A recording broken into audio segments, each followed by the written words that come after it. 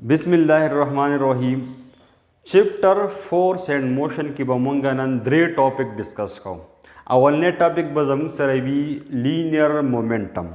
ब्या द्वेम topic we जमु सरा मोमेंटम एंड न्यूटन सेकंड ना, और द्रेम टॉपिक बजमु सरवी इम्पल्स। नुराजू अवलने टॉपिक था कि जमु सरा लीनियर मोमेंटम सतवई, लीनियर मोमेंटम सतवई। लीनियर मोमेंटम मुंगा संग डिफाइन को, लीनियर मोमेंटम मुंगा संग डिफाइन को। that is the linear momentum definition, the product of mass and linear velocity of a body। जमूंग सर यो बॉडी दा यो ऑब्जेक्ट है आगा मोशन कई तो जिकल दगे ऑब्जेक्ट दो क्वांटिटीज द यो बल सरा मल्टीप्लाई को यो द ऑब्जेक्ट मास चिद मास सुमर दे और द्वेम चिद ऑब्जेक्ट पर सुमरा वेलोसिटी सरा रवान दे जिकल द ऑब्जेक्ट द मास द वेलोसिटी सरा मल्टीप्लाई को नुजमु सरा चिकमा क्वांटिटी जोड़शी आगे क्वांटिटी तमुंगा वायु लीनियर मोमेंटम वर्ता वायु। फॉर एग्जांपल जमु सरा दे दा यो ऑब्जेक्ट यो बॉडी द चिदागा मास ते m वंस द ऑब्जेक्ट मोशन कई द वेलोसिटी द v चूंकि वेलोसिटी वेक्टर क्वांटिटी दा तो द एरो द वेलोसिटी मैग्नीट्यूड और राइट तरफ ता द वेलोसिटी एरो मावकड़ा मतलब च द वेलोसिटी राइट तरफ ता दा वस चिकन जरा द ऑब्जेक्ट द मास और द वेलोसिटी मल्टीप्लाई कम दे तमुंगा वायु लीनियर मोमेंटम। द लीनियर मोमेंटम द पारा जमु सरा सिंबल दे चिमुंग इस्तेमालो p। नो द डिफिनीशन मुताबिक linear momentum is the product of mass and linear velocity. द डिफिनीशन मुताबिक according to this definition the formula of linear momentum will become the product of mass and linear velocity. वस चूंकि velocity vector quantity दा और मास scalar quantity दा कले चमंगा the vector सरा स्केलर मल्टीप्लाई को नो सिर्फ आगा दागा मैग्नीट्यूड चेंज शी नूर ददना ब हमेशा सराजी वेक्टर क्वांटिटी राजी वेक्टर मल्टीप्लाई स्केलर जमु सरा सराजी वेक्टर राजी। वस चूंकि मास को ब हमेशा पॉजिटिव भी दे वजना द वेलोसिटी ची कम डायरेक्शन दे दगा डायरेक्शन ब जमु सरा the linear momentum he velocity vector quantity दा नो मोमेंटम हम जमु सरा वेक्टर क्वांटिटी दा कम डायरेक्शन ची द वेलोसिटी दे का वेलोसिटी राइट तरफ तदा द ऑब्जेक्ट नो मोमेंटम हम द ऑब्जेक्ट राइट तरफ तदे कम डायरेक्शन के ची द ऑब्जेक्ट वेलोसिटी भी आगा डायरेक्शन बदा चाय द मोमेंटम बनी। वज द दी फार्मूले मुताबिक जमु सर द मोमेंटम यूनिट राउजी किलोग्राम मीटर पर सेकंड खुद दे पजे मंगा बल यूनिट हम इस्तेमाल वाले शू का मंगा दा सी वको किलोग्राम मीटर पर सेकंड ची किलोग्राम द मास यूनिट ते द वेलोसिटी यूनिट ते मीटर पर सेकंड कमुंगा दी यूनिट ला पर सेकंड की मल्टीप्लाई वर को पर सेकंड डिवाइड को नदना बजूड़ she kilogram metre per second square second second second square और दा वो सारा 82 सेकंड शी उस कमुंगा वो किलोग्राम द मास यूनिट ते metre per second square the acceleration unit ते द एम ए बराबर रह गए द फोर्स यूनिट ते चुमत न्यूटन होम वेले शू कि kilogram metre per second square द स बराबर दे द न्यूटन बराबर दे न्यूटन सेकंड होम द मोमेंटम द पारा यूनिट ते नो कमुंग उगुरु द मोमेंटम द क्वांटिटी ता मोमेंटम पर दो खबरों डिपेंड कई यो पर मास डिपेंड कई यो पर वेलोसिटी डिपेंड कई द आगे ऑब्जेक्ट द पारा मोमेंटम ब सेवावी च दागा मास सेवाई और दगा शांत के दागा वेलोसिटी हम सेवाई द मास सेवा के दूसरा हम मोमेंटम सेवा कीगी द वेलोसिटी सेवा के दूसरा हम मोमेंटम सेवा कीगी कमूंगा क्वांटिटेटिवली खबर को फॉर एग्जांपल जमा सरा ऑब्जेक्ट थे द मास थे 10 किलोग्राम और द velocity the 5 metre per second right तरफ तदा द मोमेंटम बसरा उजी मास मल्टीप्लाई वेलोसिटी 10 मल्टीप्लाई 5 बराबर 50 किलोग्राम मीटर पर सेकंड और कदा डायरेक्शन खबर है को नो वेलोसिटी राइट तरफ तदा मोमेंटम बहम राइट तरफ तई वस लेट सपोज जमा सरा object velocity the 5 metre per second खुद ऑब्जेक्ट मास सेवा दे द 10 पजे दे 20 چې دا 10 پزې 20 شو نو بیا به زموږ سره مومنټم به ډبل شي دا به 20 شي 20 ملټیپلای 5 به به راځي 100 کیلوګرام میټر پر سیکنډ 100 نیوټن سیکنډ به راځي دا ماس د ډبلېدو سره مومنټم سکیږي ډبلېږي وس لیټ سپوز دا آبجیکټ دغه دی ماس 10 kg دی خو ویلاسټي ډبله شوه ویلاسټي د 5 په ځای باندې 10 میټر پر سیکنډ شوه نو بیا به سره راځي دا هم 10 دی دا هم 10 دی نو مومنټم به بیا هم څه شي 100 بشي مومنټم څه شو کوي چې زموږ سره دا آبجیکټ دا ماس څومره دی آبجیکټ هیوی دی که لایټ دی آبجیکټ سپک دی او که دروند دی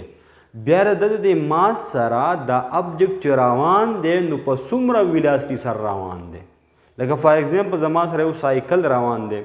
او بل زما سره ټرک روان دی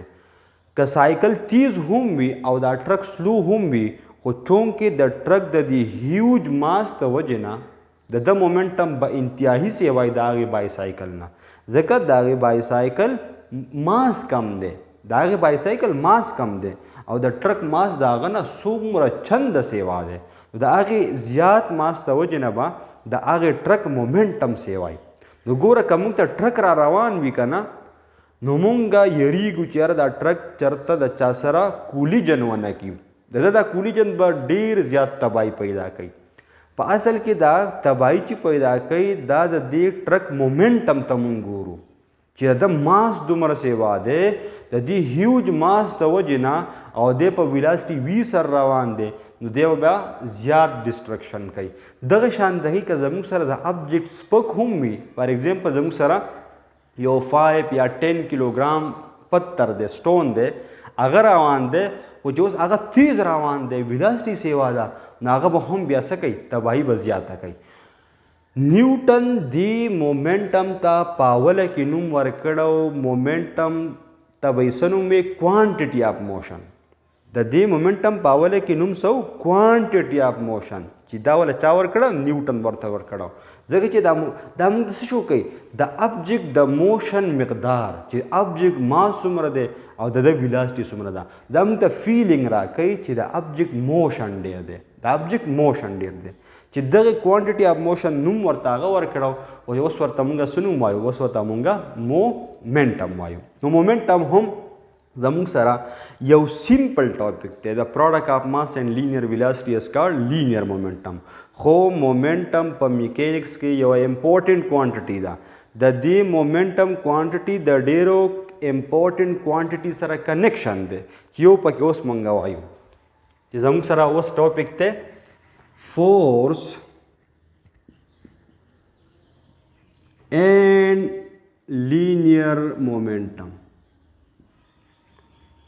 was the force definition مونږ کړو په نیوټن سیکنډ لا کې دې ټاپک له تاسو داسې هم هیډینګ ورکولی شئ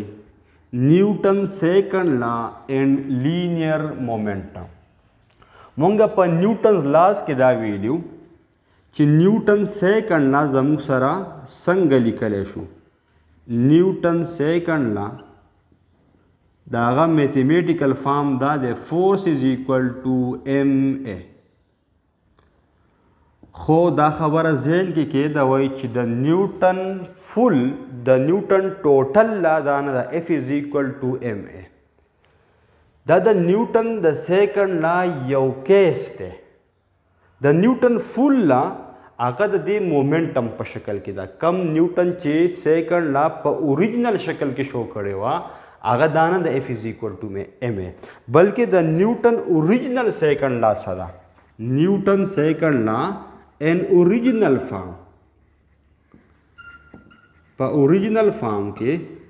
د نیوټن سیکنډ لا داسې ده. نیوټن داسې ویلي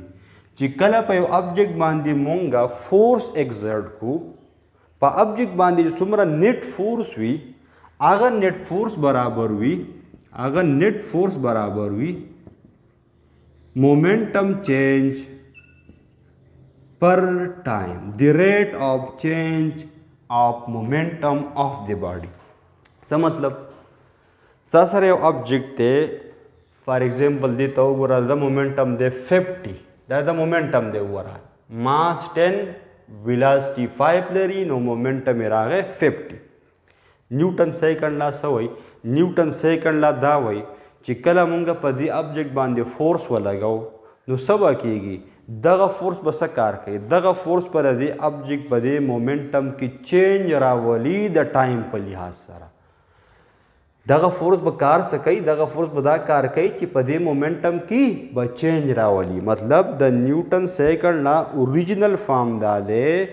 چې د مومنټم دا چینج کول دا د فورس کار دی. د فورس کار څه دی؟ په مومنټم کې چینج راوستل. او فورس برابر څه دی؟ فورس برابر دی چې په مومنټم کې څومره چینج راغی په څومره ټایم کې. فار ایگزامپل تا فورس ولګو 10 نیوټن، د 10 نیوټن مطلب دا دی چې د دې ابجیکټ په مومنټم کې به 10 کیلوګرام میټر پر سیکنډ چینج راشي په یو سیکنډ کې. اوس 50 دی، په یو سیکنډ کې به دا 60 شي ځکه چې فورس 10 نیوټن دی. او د فورس مطلب څه دی؟ چې فورس به په مومنټم کې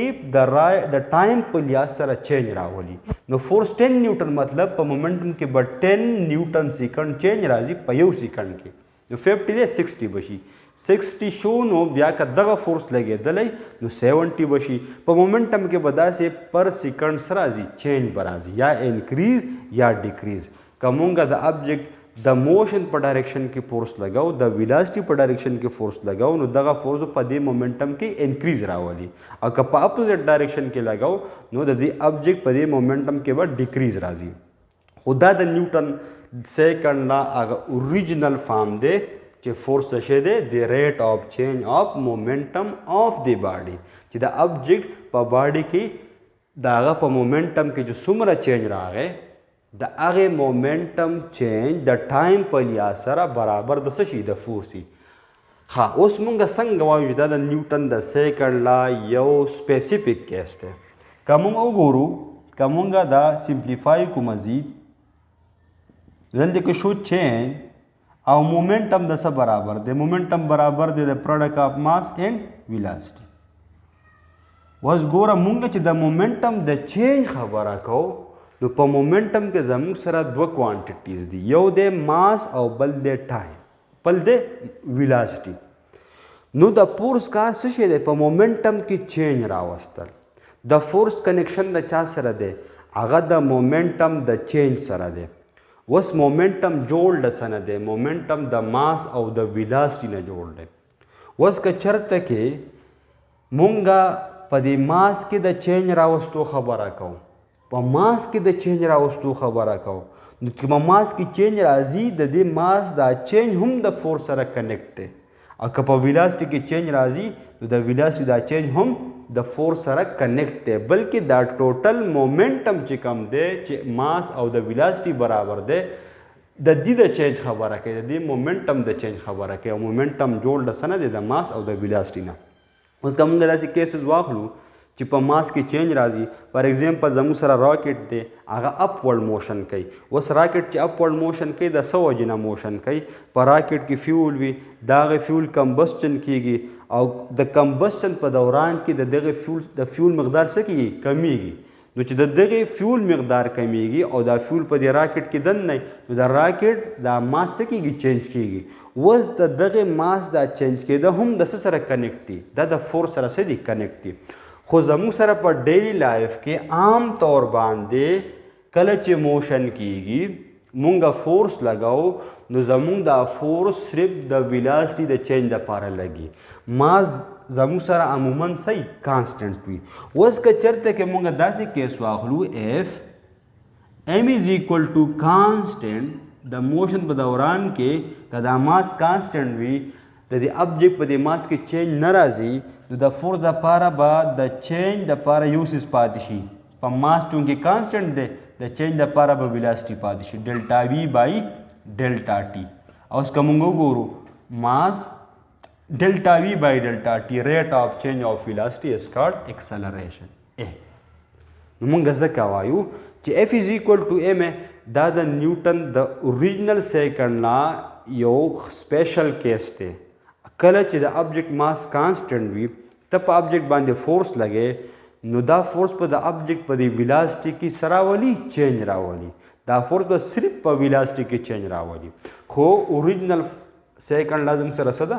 چې د نیټ فورس ایکټینګ آن ا باډي از ایکول ټو د ریټ آف چینج آف linear momentum of the body is called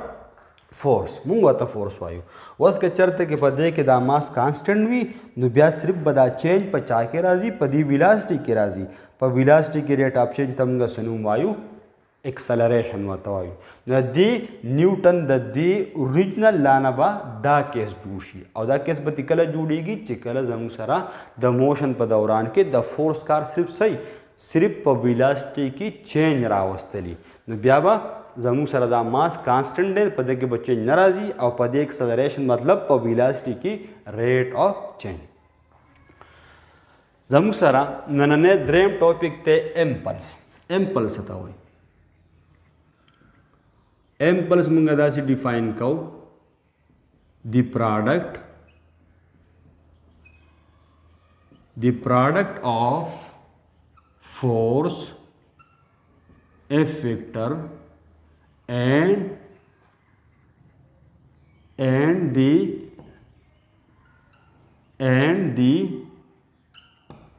interval of time delta t through which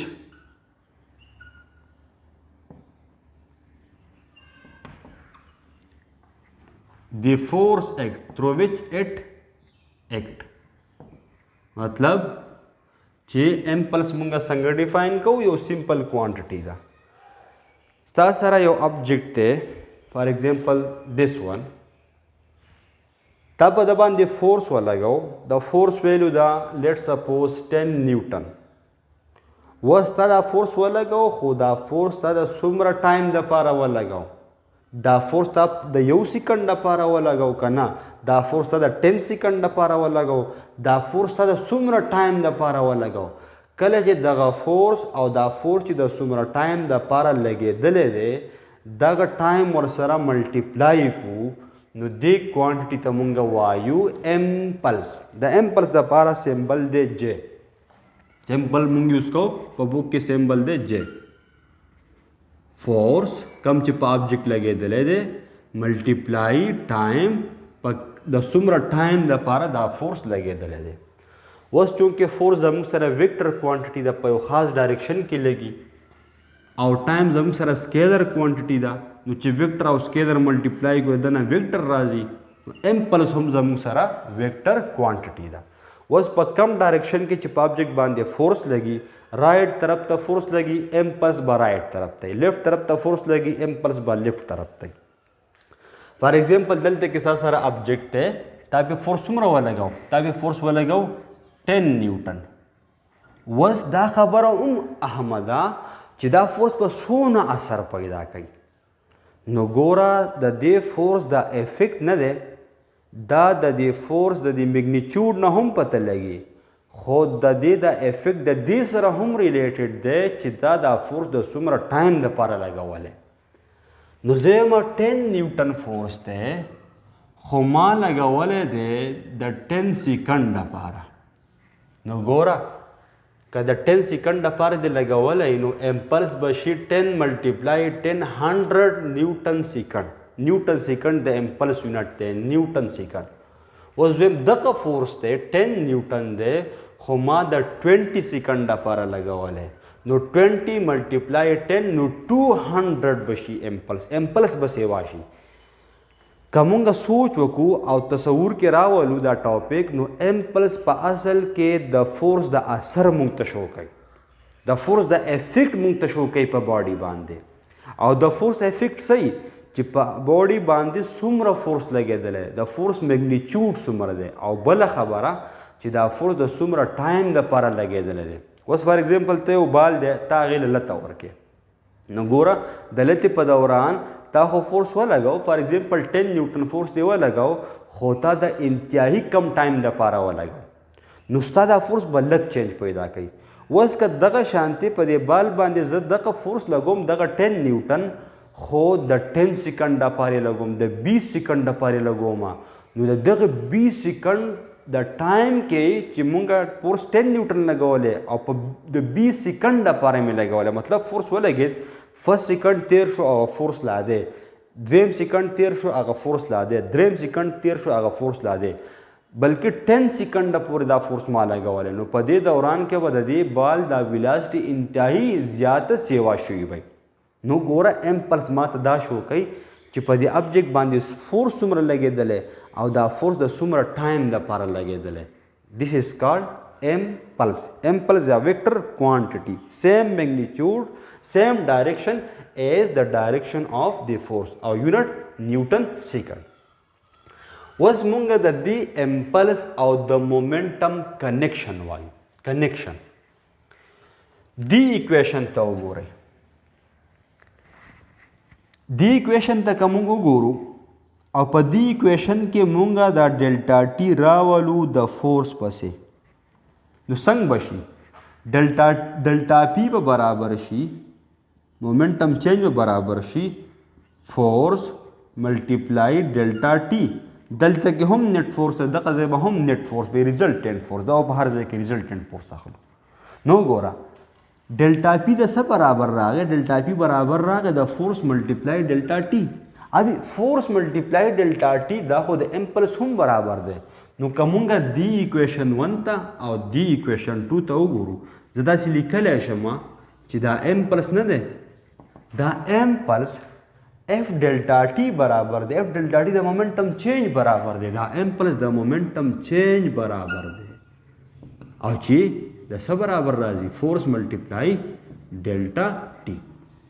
was the momentum of the impulse the connection tamun gawayu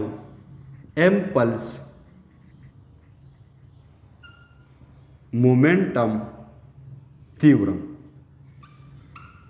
This connection, this relation of momentum and impulse is called impulse momentum theorem. पर physics के तो मुंगा वायु impulse momentum theorem. Was that the impulse momentum theorem importance हमस्ते दावले अहम दे दा मुंगा पर कम ज़े की इस्तेमाल हम. The importance वायु significance of impulse په ځینې کیسز کې زموږ سره په یو ابجیکټ باندې فورس لګي خو هغه فورس د انتهایی شارټ ټایم دپاره لګي. دویمه خبره هغه فورس ویریبل فورس وي. په ځینې کیسز کې زموږ سره په یو باډي باندې فورس لګي د هغې فورس یو څو خوبیانې. اولنۍ خوبي پکې څه چې هغه فورس لګي د انتهایی شارټ ټایم دپاره لګي. دویمه خوبي پکې څه چې هغه فورس ویریبل فورس دی کانسټنټ فورس نه وي. نو په داسې کیسز کې د دغه فورس دا مقدار معلومول انتهایی مشکل وي ځکه یو خو پکې هغه ټایم ډېر زیات کم دی بله په دغه لږ ټایم کې هغه فورس ویری کیږي میګنیچیوډ یې کانسټنټ نه دی بلکې میګنیچیوډ یې بدلیږي را بدلیږي. هغه فورس چې هغه د ویری شارټ ټایم دپاره اپلای کیږي او هغه فورس ویریبل فورس وي هغه فورس ته مونږ وایو امپلسیو فورس. هغه فورس ته مونږ امپلسیو فورس وایو. امپلسیو فورس زموږ سره عموما په کولیجن کې کله چې